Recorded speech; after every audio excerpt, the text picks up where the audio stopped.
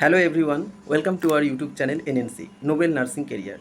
আশা করি তোমরা সকলেই খুব ভালো আছো, সুস্থ আছো। আর হ্যাঁ, এই সময়টায় তোমাদের সুস্থ থাকাটা খুবই জরুরি, কারণ এই সময় তোমরা নিজেদেরকে প্রস্তুত করবে পরীক্ষার জন্য। আশা করি তোমরা ইতিমধ্যেই প্রিপারেশন শুরু করে দিয়েছো। আর কবে রিক্রুটমেন্ট নোটিশ বেরোবে, কবে বেরোবে না, সেটার অপেক্ষায় থেকো না। অনেকেই হয়তো ভেবে বসে আছে যে নোটিফিকেশন বেরোবে তারপরে পড়াশোনা শুরু করবে।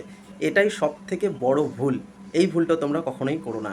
মনে রাখবে, তুমি রিক্রুটমেন্টের জন্য অপেক্ষায় নেই, রিক্রুটমেন্ট তোমার অপেক্ষায় আছে। তোমরা অনেকেই রিকোয়েস্ট করেছিলে যে কিভাবে পড়াশোনা করব এবং কিভাবে স্ট্র্যাটেজি মেনটেন করব, এবং কোনো একটা স্ট্র্যাটেজি যদি থাকতো প্রিপারেশনের তাহলে খুব ভালো হতো। তাই তোমাদের রিকোয়েস্টে আজকে নিয়ে এসেছি সেরকমই একটা ভিডিও। এই ভিডিওটিতে আমি মূলত শেয়ার করব আমার সময়ে আমি কিভাবে সিলেবাস কমপ্লিট করেছিলাম, আমার প্রিপারেশন স্ট্র্যাটেজি কী ছিল, সেটারই কিছু অংশ তোমাদের সাথে শেয়ার করব। তোমরা চাইলে সেটা ফলো করতে পারো, কিংবা সেটার ধাঁচে তোমরা তোমাদের সুবিধা মতো করে একটা স্ট্র্যাটেজি বানিয়ে নিতে পারো। ভিডিওটিতে আমি কিছু বিষয় নিয়ে আলোচনা করব, যেমন প্রিভিয়াস ইয়ারের সিবিটি সিলেবাস, সিবিটি প্যাটার্ন, এবং 3 মাসের মধ্যে কিভাবে সিলেবাস কমপ্লিট করা যায়, থিওরি প্লাস এমসিকিউ, আর কিছু স্পেশাল টিপস, যে টিপসগুলো তোমাদের কাজে লাগবে, যে কীভাবে পড়ার প্রতি কনসেন্ট্রেশন বাড়বে, কীভাবে কনসেন্ট্রেট করতে পারবো, বেশি সময় ধরে পড়তে পারবো, কীভাবে পড়া মনে রাখবো, সেই বিষয়ে কিছু কথা বলবো। আর সাথে কোন বই ফলো করতে হবে সেই বিষয়েও বলবো। টাইম ম্যানেজমেন্ট কীভাবে করবে, কারণ অনেকেই আছো কোনো প্রফেশনের কোনো কাজের সাথে যুক্ত আছো, কেউ চাকরি করছো, তাহলে তারা কিভাবে টাইম ম্যানেজ করবে, কিভাবে পড়ার জন্য টাইম বার করবে, সেসব ব্যাপারেও বলবো। আর এই 3 থেকে 4 মাস কী কী করা থেকে বিরত থাকতে হবে, সেই সমস্ত বিষয় আমি এখানে পুরো ভিডিওটাতে বলবো। তোমরা শুরুর থেকে শেষ পর্যন্ত কোনো রকম স্কিপ না করে দেখো। এখানে প্রথমেই দেখো, 1 নম্বরে আমি আলোচনা করব যেটা WBHRB West Bengal health recruitment board CBT pattern. গতবারের যেরকম সিবিটি প্যাটার্ন ছিল সেটাই আমি দেখাচ্ছি। টোটাল কোশ্চেন 50টা, প্রত্যেকটা কোশ্চেনের জন্য নাম্বার থেকে 2 নাম্বার করে। টোটাল মার্কস হলো 100, আর টোটাল টাইম 60 মিনিটস, 1 ঘন্টা। টোটাল 100 নাম্বারের প্রশ্ন থাকবে, 50টা প্রশ্ন, 50 × 2 = 100 নাম্বার হচ্ছে মার্কস, আর সময় থাকছে কত, 60 মিনিট। এই হলো WBHRB সিবিটি প্যাটার্ন। 2 নম্বরে তোমরা দেখো, এর আগেও আমি একটা ভিডিওতে তোমাদেরকে বলে দিয়েছিলাম যে প্রিভিয়াস ইয়ার যে সিবিটি এক্সামের জন্য যে সিলেবাসটা ছিল সেটা আমি একটা ভিডিওতে দিয়ে দিয়েছি, তোমরা অলরেডি হয়তো দেখে নিয়েছো। তারপরেও এখানে দেখো টোটাল কোন কোন সাবজেক্ট সেখানে ইনক্লুডেড ছিল সেই সিলেবাসে, সেটা কিন্তু এখানে দেওয়া আছে। তোমরা চাইলে এটা দেখে নিতে পারো, বা আমার যে আগের ভিডিওটা দেওয়া আছে সেই ভিডিওটার থেকে দেখে নিতে পারো। এরপরে 3 নম্বরে দেখো, 3 নম্বরে আমি আলোচনা করেছি যে আমাদের টোটাল যে সিলেবাসটা থাকছে সেই সিলেবাসটাকে আমরা 3 মাসের মধ্যে কিভাবে কমপ্লিট করব, সেটাকে থিওরি প্লাস এমসিকিউ সেটা কিভাবে কভার করব পুরোটা।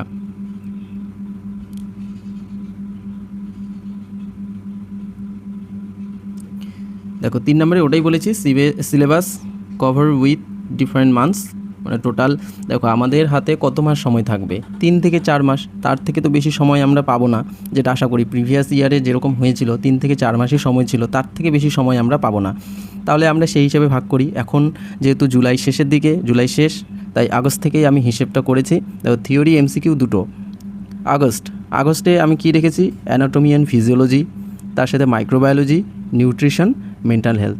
দেখো এটা আমি আমার সুবিধা মতো করেছি। এবার এই জায়গায় তোমরা অন্যান্য সাবজেক্টও এখানে অ্যাড করতে পারো, বা নিজের মতো করে মডিফাই করে নিতে পারো। এটা তোমরা তোমাদের একটা গাইড হিসেবে ধরে নিতে পারো, যে তোমরা তোমাদের কিভাবে স্ট্র্যাটেজি প্ল্যান সাজাবে, সেটা এটার থেকে একটা গাইডেন্স দেখে তোমরা তোমাদের মতো সাজাতে পারো। আমার যেভাবে সুবিধা হয়, যে সাবজেক্টগুলো আমি একসাথে পড়লে কমফোর্টেবল ফিল করি এবং আমার ভালো মনে হয়, আমি সেভাবে সাজিয়েছি। তোমরা এখানে চাইলে অন্য সাবজেক্টও অ্যাড করে নিতে পারো, কিন্তু সেটা 3 মাসেই যেন পুরো কমপ্লিট হয় এরকম স্ট্র্যাটেজি প্ল্যান তোমরা করবে। এটা আমার প্ল্যান, আমি সাজিয়েছি। দেখো আগস্টে আমি এগুলো রেখেছি। সেপ্টেম্বরে first aid, emergency management, nursing foundation, medical surgical nursing 1 and 2, child health nursing, এটা সেপ্টেম্বরে কমপ্লিট হবে। অক্টোবরে বাকি সাবজেক্টগুলো, যেমন কমিউনিটি হেলথ নার্সিং থাকছে, মিডওয়াইফারি অ্যান্ড গাইনোকোলজিক্যাল নার্সিং, এদিকে nursing administration and ward management, এগুলো থাকছে। তাহলে এই 3 মাসে পুরো সিলেবাসের যা যা সাবজেক্ট আছে পুরোটা থিওরি প্লাস এমসিকিউ কভার হচ্ছে, এবং কীভাবে কভার করব সেটাও পরে আমি দেখাচ্ছি।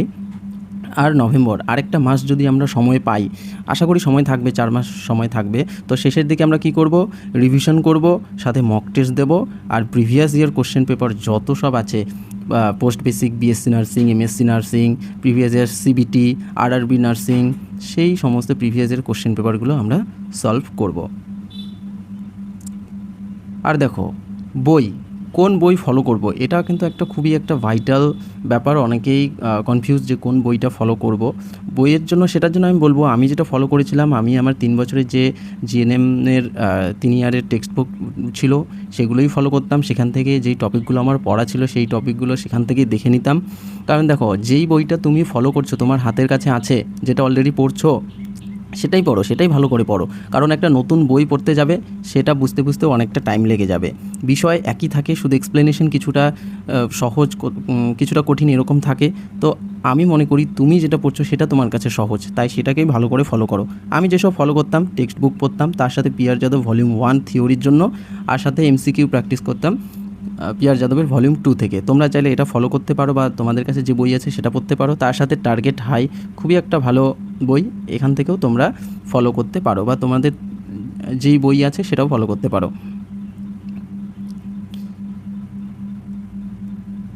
তারপরে দেখো, এবারে আমি বলবো তোমাদের এই যে 3 থেকে 4 মাস সময় থাকছে, সেই 3 থেকে 4 মাসের একটা স্টাডি প্ল্যান, কিভাবে সেটাকে মেনটেন করবে, কিভাবে কন্টিনিউ করবে, সেটার আমি একটা ধাঁচ দিয়ে দিচ্ছি। দেখো, প্রথমত যেটা করতে হবে, প্রতিদিন মিনিমাম 6 আওয়ার্স স্টাডি তোমাকে করতে হবে। বই নিয়ে বসতে হবে, পড়তে হবে, কনসেন্ট্রেশন দিয়ে 6 ঘন্টা মিনিমাম প্রতিদিন। তার মধ্যে প্রথম 5 ঘন্টা তুমি পড়বে থিওরি, এবং তারপরে 1 আওয়ার ডেইলি প্র্যাকটিস করবে, রিভিশন করবে যেটা পড়ছো সেটা। আর বাকিগুলো যেসব আছে, এই 90 থেকে 120 দিনের মধ্যে প্রিভিয়াস ইয়ারের কোশ্চেন পেপারগুলো, সেগুলো প্র্যাকটিস করতে পারো, সেগুলো প্র্যাকটিস করতে হবে। আর মক টেস্ট মিনিমাম 30টা মক সেট প্র্যাকটিস করতেই হবে এক্সামের আগে। আর স্পেশাল টিপস, দেখো স্পেশাল টিপসের মধ্যে আমি বলি যে এখনকার সময়ে মেইন যে প্রবলেমটা হয়ে দাঁড়ায়, যে বেশিক্ষণ পড়তে পারি না, কিভাবে পড়ার প্রতি ফোকাসড হব, কিভাবে কনসেন্ট্রেট করব, সেটাই একটা চ্যালেঞ্জ হয়ে দাঁড়াচ্ছে। তো সেটার জন্যই আমি স্পেশাল টিপসগুলো রেখেছি যে কী করতে হবে। দেখো, প্রথমত আমি বলবো তোমাকে কনসিস্টেন্সি মেনটেন করতে হবে। অর্থাৎ তুমি আজকে পড়লে কালকে পড়ছো না, বা আজকের পড়াটা ভাবছো আজকে পড়বে না কালকে পড়বে, এরকম করা যাবে না। কনসিস্টেন্সি মেনটেন করতে হবে। তুমি প্রতিদিন বই নিয়ে বসো, প্রতিদিন বই নিয়ে বসতে হবে, এই কনসিস্টেন্সিটা ধরে রাখতে হবে। আর কি, কনসেন্ট্রেশন অন স্টাডিজ, কনসেন্ট্রেশন এটা খুবই ইম্পর্টেন্ট। কারণ হয়তো ফোন আছে কাছে, কিছু একটা সার্চ করতে গিয়ে সেখান থেকে কোনো একটা রিলসের নোটিফিকেশান আসলো, রিলসে ঢুকে গেলাম, সেখান থেকেই ব্যাস একটার পর একটা দেখতে দেখতে 30 মিনিট, 1 ঘন্টা, 2 ঘন্টা এভাবে চলে যায়। কাজেই তোমরা ফোনটাকে দূরে রাখো, ফোনটাকে দূরে রেখে পড়াশোনায় বসো। দরকার হলে ফোনটাকে অফ করে রাখো, তারপরে পড়তে বসো, বা ফোনটাকে দূরে রেখে সাইলেন্ট মুড করে তারপরে পড়তে বসো। আর কি, দেখো, সেট ইওর ডেলি গোল। তুমি রাতে যখন শোবে, পরের দিনের জন্য আগে থেকে গোল রেডি করে রাখবে, যে কালকে তুমি কি কি পড়বে। সেই পড়াটাকে ছোট ছোট অ্যাক্টিভিটিসে ভাগ করে নাও, ডিভাইড ইউর অ্যাক্টিভিটিস, সেগুলোকে ছোটো ছোটো ভাগ করে নাও। ধরো কোনো একটা বড় টপিক তুমি পরের দিন শুরু করতে চলেছো, সেই বড় টপিকটা কিভাবে, কোথা থেকে শুরু করবে, তুমি কিছুই খুঁজে পাচ্ছ না যে কী করে শুরু করব, কিভাবে শেষ করবো এত বড় চ্যাপ্টারটা। তাহলে সেইখানে বলবো তুমি ভাগ করে নাও। 10টা পেজ আছে, সেই 10টা পেজের মধ্যে তুমি ভাগ করে নাও যে মর্নিংয়ে তুমি 3টা পেজ পড়বে, তারপরে দুপুরে 3টা পেজ পড়বে, আর বাকি পেজ 4টা রাতে পড়বে। তাহলে সেই দিনে তুমি পুরো চ্যাপ্টারটাকে কমপ্লিট করতে পারবে। এভাবে ছোট ছোট গোল করে নাও এবং ছোট ছোট অ্যাক্টিভিটিসে ভাগ করে নাও, তাহলে অত চাপ মনে হবে না। তারপর কিছু রাইট অন ইওর ওয়াল। দেখো, তুমি যেখানে পড়তে বসছো, তোমার টেবিল আছে, খাতা আছে, ঘর আছে, ঘরের দেওয়ালে টাঙিয়ে রাখো। যেগুলো তোমার বারে বারে মনে হারিয়ে যায়, মনে থাকে না, বারে বারে ভুলে যাচ্ছ, কোনোভাবেই মনে থাকছে না, সেগুলো দেওয়ালে লিখে রাখো, সবখানে লিখে রাখো, মোবাইলে লিখে রাখো, টেবিলে লিখে রাখো, যাতে সবসময় সেগুলো চোখে পড়ে, তাহলে সেটা তোমার ভালো মনে থাকবে। এটা করতে পারো। আর কি, স্টপ স্ক্রলিং সোশ্যাল মিডিয়া তো অবশ্যই বন্ধ রাখতে হবে অযথা। বিশেষ করে এই পরীক্ষার আগে পর্যন্ত কোনো রকম সোশ্যাল মিডিয়া তোমরা দেখবে না, কারণ সেখান থেকে তোমরা জানো একটা রিলসের পর আরেকটা রিলস আসতে থাকে এবং সেখানে অনেক সময় চলে যায়। Subscribe only study material channels. দেখো, ইউটিউব ফোন দেখবে যেহেতু, তাহলে কাজের জিনিসই দেখো। কিছু চ্যানেল আছে যেগুলো পড়াশোনার জন্য ভিডিও দিচ্ছে, সেগুলোকে সাবস্ক্রাইব করে রাখো, সেখান থেকে নোটিফিকেশান আসবে, পড়ার জিনিস তোমরা দেখবে, তাহলে সেখান থেকে নতুন কিছু শিখতে পারবে। আর আমাদের channel NNC noble nursing career সবসময় কিছু না কিছু ভিডিও আপলোড করতে থাকি আমরা। তোমরা আমাদের চ্যানেলটা সাবস্ক্রাইব করে রাখতে পারো এবং সেখান থেকে পড়ার ম্যাটেরিয়াল অনেক কিছু পেয়ে যাবে, যেগুলো তোমাকে পড়াশোনার প্রতি কনসেন্ট্রেট হতে হেল্প করবে। দেখো, তারপরে আছে ওয়াচ মোটিভেশনাল ভিডিও। ফাঁকা সময়ে মোটিভেশনাল ভিডিওস দেখো, কারো সাকসেস হিস্ট্রি, তার স্ট্র্যাটেজি প্ল্যান কী ছিল সেগুলো শুনতে পারো নিজেকে মোটিভেট করার জন্য।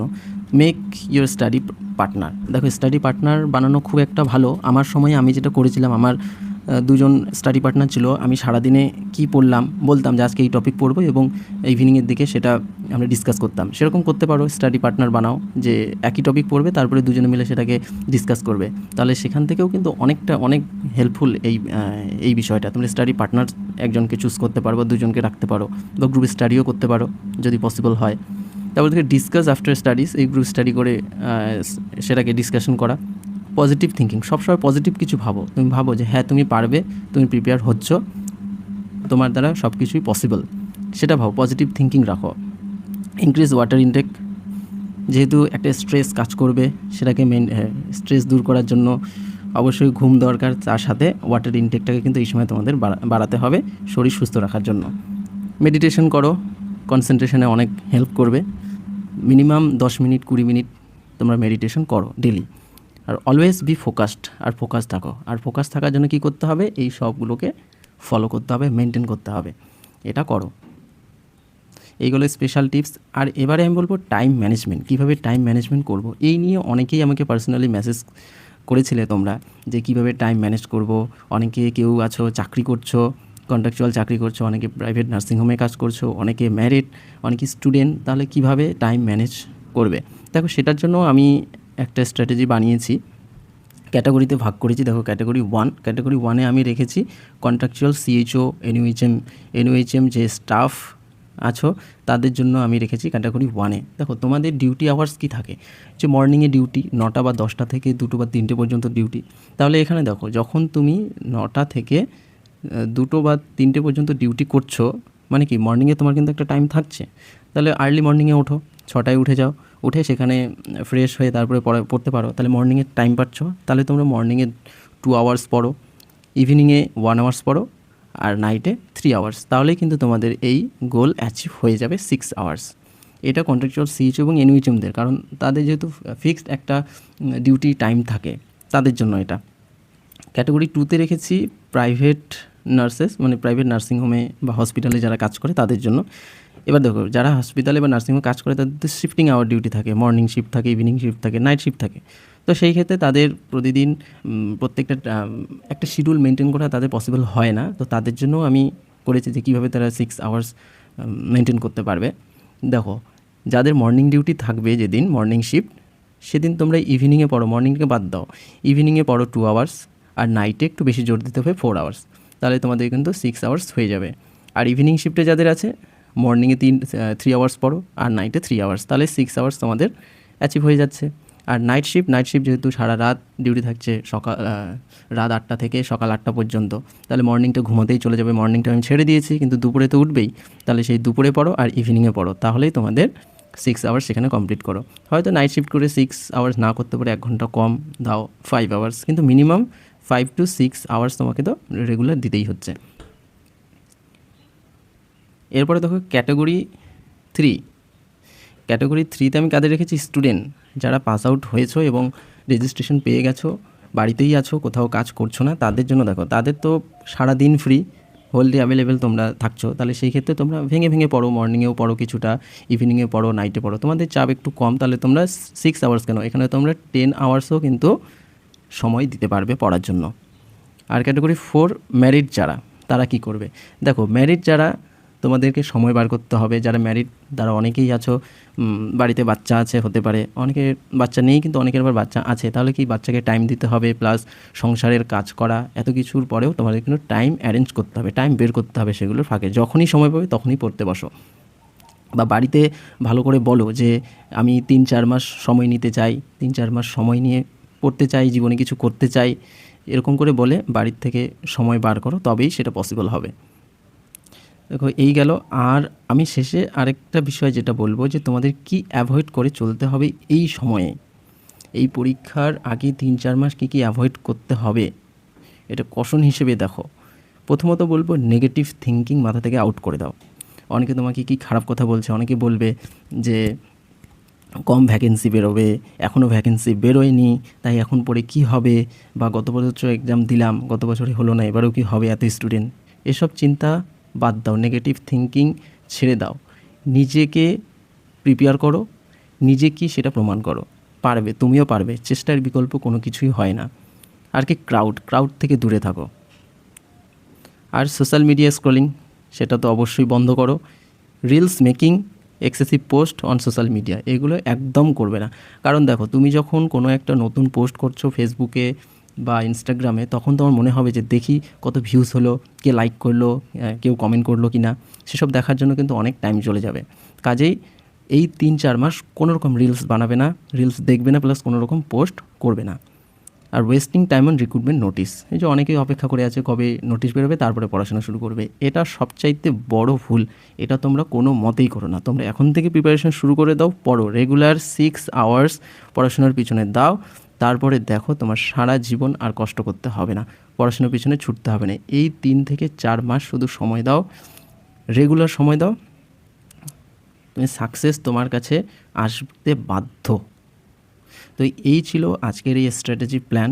তো তোমাদের কেমন লাগলো তোমরা সেটা কমেন্টে জানাও। আর তোমরা চাইলে তোমরা তোমাদের মতো করে একটা স্ট্র্যাটেজি প্ল্যান বানাও, তোমাদের সুবিধা মতো, সেটাকে ফলো করে রেগুলার করতে বসো।